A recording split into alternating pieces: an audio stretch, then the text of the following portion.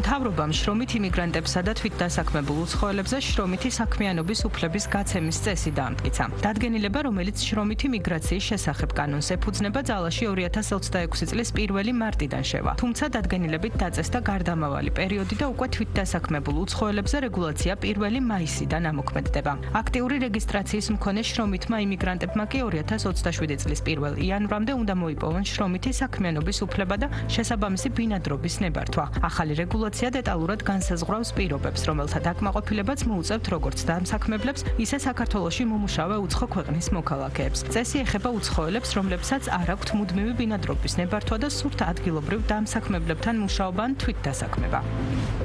2020 წლის შემდეგ ქვეყნის ეკონომიკა 50 მილიარდიდან 104 მილიარდ ლარამდე გაიზარდა. ამის შესახებ პრემიერ-მინისტრმა განაცხადა. ირაკლი კობახიძის თქმით, მოქალაქეები დღეს ორჯერ მეტ საშემოსავლო გადასახადს იხდიან, ვიდრე 2020 წელს, რაც შემოსავლების ზრდაზე მიუთითებს. პრემიერის განმარტებით, მსოფლიო ბანკთან შეთანხმებული მეთოდოლოგიით დათვლილი მონაცემების მიხედვით, სიღარიბის მაჩვენებელი 21,3%-დან 9,4%-მდე შემცირდა. მიუხედავად პროგრესისა, ქვეყანაში კვლავ დაახლოებით 350,000 ადამიანი ცხოვრობს სიღარიბის ზღვარს მიღმა და ამ მაჩვენებლის შემცირება მთავრობის მთავარ ამოცანად რჩება, აღნიშნა ირაკლი კობახიძემ. საერთაშორისო რეზერვების დივერსიფიკაციის პოლიტიკა და ჩინურ იუანში დომინირებულ აქტივებში ინვესტირების პრაქტიკა. ეროვნულმა ბანკმა ფინანსურ ბაზრებზე მოქმედი ინსტიტუტების წარმომადგენლებისთვის ჩინეთის ობლიგაციების ბაზარზე წვდომის შესახებ პრეზენტაცია გამართა. როგორც ეროვნული ბანკის პრეზიდენტმა განაცხადა, ჩინურ იუანში და ჩინურ სახელმწიფო ფასიან ქაღალდებში ინვესტირება დივერსიფიკაციას ემსახურება. მთლიანობაში კი საერთაშორისო რეზერვების დაახლოებით 5%-ს განათავსებს ეროვნული ბანკი ჩინურ იუანში. როგორც ეროვნულ ბანკში განმარტავენ, საერთაშორისო პრაქტიკით ჩინურ იუანში და ჩინურ ფასიან ქაღალდებში ინვესტირება ცენტრალური ბანკებისთვის დივერსიფიკაციის აპროფირებული ინსტრუმენტია.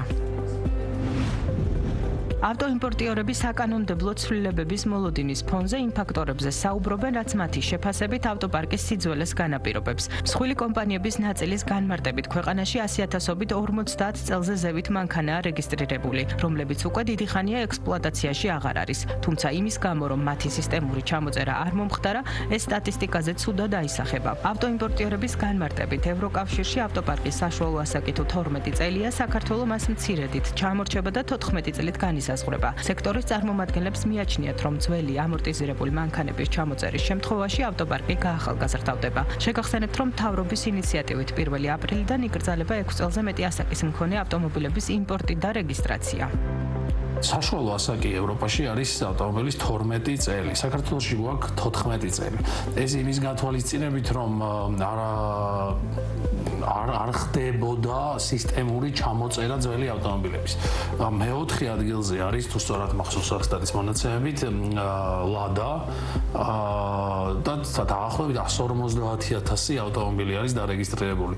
თუმცა ეს ავტომობილები თვალთხილული აღარ არის. ეს იმდენად დიდ რაოდენობაზეა საუბარი. წესით ყოველი მე-10 მანქანა ლადა უნდა გვხდებოდეს. თუმცა ეს ასე არ არის, ამ ავტომობილების დიდი ნაწილი 50 წელზე უფრო ძველია, ექსპლუატაციის ვადა კარგა ხნის გასულია და არც არის ექსპლუატაციაში. მათი დიდი ნაწილი ან დაშლილი, ან გადაყრილი, ან უბრალოდ ჯარჯია ჩაბარებული. თუმცა მათი სისტემური ჩამოწერა არ ხდებოდა, იგივე შეიძლება ითქვას Opel-ის მარკის ავტომობილებზე, ესეც 100,000-ზე მეტი რაოდენობის არის დარეგისტრირებული, თუმცა ესეც აღარ გვხდება. ეს აფუჭებს სტატისტიკას. საქართველოში ელექტროენერგიის გამომუშავება იანვარში წლიურად 1,4%-ით 900 გიგავატ-საათამდე შემცირდა. სამაგიეროდ მოხმარება წლიურად 18%-ით არის გაზრდილი. შესაბამისად, მოთხოვნის დიდი ნაწილი იმპორტით დაკმაყოფილდა. TBC კაპიტალის მონაცემებით ქვეყანაში იანვარში სულ იმპორტირებულია 22,5 მილიონი დოლარის 576 გიგავატ-საათი ელექტროენერგია. საბალანსო ელექტროენერგიის ბაზარზე 1 კილოვატ-საათი ელექტროენერგიის ღირებულებამ $6.23 შეადგინა, რაც წლიურად თითქმის 8%-ით გაზრდილი მაჩვენებელია.